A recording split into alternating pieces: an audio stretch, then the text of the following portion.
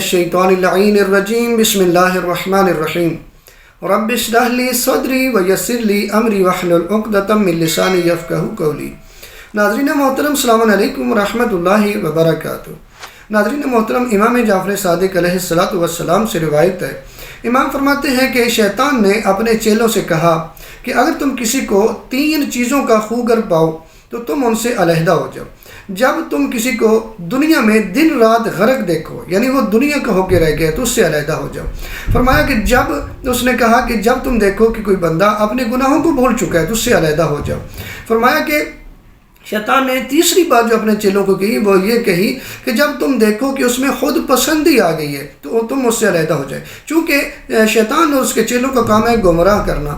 تو جب انسان دنیا میں دن رات غرق ہو جاتا ہے، یعنی اسے خدا یاد نہیں رہتا، تو شیطان کا مقصد پورا ہو جاتا ہے۔ جب انسان اپنے گناہوں کو بھول جاتا ہے تو ظاہر سی بات ہے توبہ نہیں کرے گا، تو شیطان کا مقصد پورا ہو جاتا ہے۔ جب انسان خود پسند ہو جائے، یعنی وہ اپنے آپ کو ہی حرف آخر سمجھتا ہے، اس کے علاوہ وہ کوئی بندہ جو ہے اس کے نظر میں یعنی کہ وہ اچھا اسے نظر ہی نہیں آتا، وہ یہی سمجھتا ہے کہ میں ہی سب کچھ ہوں، میں ہی حرف آخر ہوں، یعنی وہ اتنا متکبر ہو چکا ہے، اتنا مغرور ہو چکا ہے، وہ اپنے آپ کو ہی سب سے اچھا سمجھتا ہے۔